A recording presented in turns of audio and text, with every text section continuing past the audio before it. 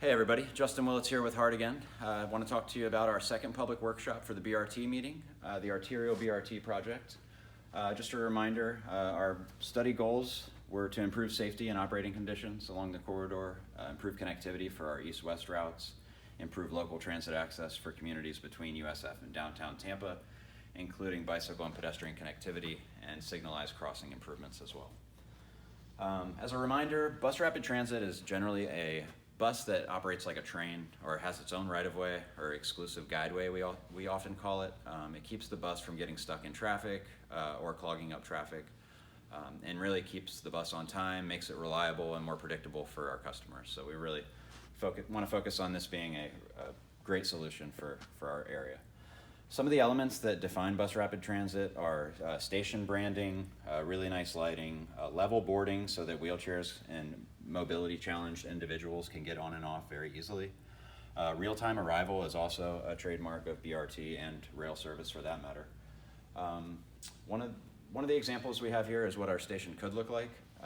Very kind of sleek, lots of bike parking, like I said, real-time arrival, shelter from the elements, and provide some safety and security to our customers. Our evaluation process for this project started with departing downtown on Florida and Tampa streets, the one-way pairs, and then transitioning over to Nebraska to reach Fowler Avenue at some point.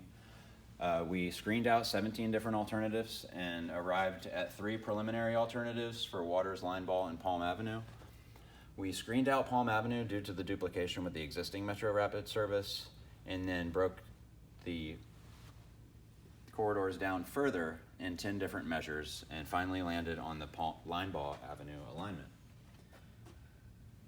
And what you have here is the alignment in light green, traveling up Florida Avenue all the way to Lineball, then to Nebraska and Fowler, and then Bruce B. Downs. Some other projects are shown on this map as well. I'd encourage you to go to our project website and review the PDFs of this so you can get a little more detail.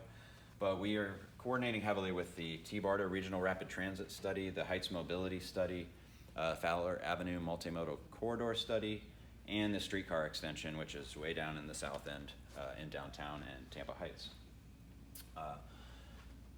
Something, again, I'd encourage you to go to our project website to view this PDF in more detail, but we're showing our potential station areas here for the BRT. There's about 20 pairs between downtown and USF, and we like that number.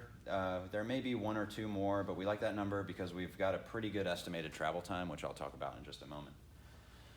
The preliminary BRT guideways, we're estimating right around 65 to 70% of this would be dedicated guideway, which is a really good baseline to start. It's a bit of a conservative estimate for what we think we can accomplish, but we're basically running in the right side lane in a dedicated lane to and from downtown up to Violet Street, where we would then operate in mixed traffic to Waters Avenue, and we would get into a median guideway for pretty much the rest of the way, save Lineball Avenue, into the university area. And I'll give you a little bit of an idea of what that looks like. When we're talking about different roadway sections, we call them typical sections, or what will the typical section of the roadway be. And here are the one-way pairs of Tampa Street and Florida Avenue with the bus operating in the right lane. Once we get a little further north and we have those median guideways sections, it's basically where we're taking the median and pushing the traffic out a little bit and creating an envelope for transit to operate. On a few sections like Nebraska, we're recommending a bi-directional median running way, or basically the buses would be able to use it in both directions, but not regular traffic. Consistent with the Fowler Avenue study that's currently going on, we have several designs for Fowler Avenue that are some version of either a bus and turn lane or a bat lane, and also the median guideways with several variations that have varying degrees of reconstruction associated with them, also known as different costs. And here is an example of median station access on Fowler Avenue. You'd basically use the crosswalk as it exists today and access the platform from the middle of the roadway. And as I alluded to earlier, the travel time savings for BRT are really great. The current estimates right now from downtown to USF in the evening rush hour, which is some of the heaviest traffic of the day. Any of you that use 275 regularly know how backed up that can be. But we're estimating that the travel time from downtown to USF would be 32 to 35 minutes along the BRT route. Currently, Route 1 is scheduled at 46 minutes, but we know during those really heavy traffic volume times, it can take as long as 80 minutes, sometimes even more. Conversely, the southbound direction can sometimes take as long as 65 minutes. It's scheduled at 60, and with the BRT alignment as it's currently conceived, we're estimating about 33 to 36 minutes from the USF area all the way to downtown Tampa. So some of the other things we've identified in this project were the intersecting heart services. We've got some really good recommendations for how we can improve the Route 34 on Hillsborough Avenue with a couple of queue jumps. A queue jump is really when the bus is able to jump the queue of traffic and get through the intersection a little more fast than it normally would if it was waiting at the end of the line. So we're going to jump the queue in a few places and try to really speed things up.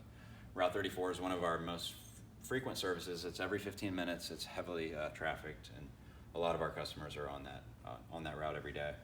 I'd encourage you again to go to our project website and see some of the other improvements, but that's one of the major ones we really hope we can see come out of this project.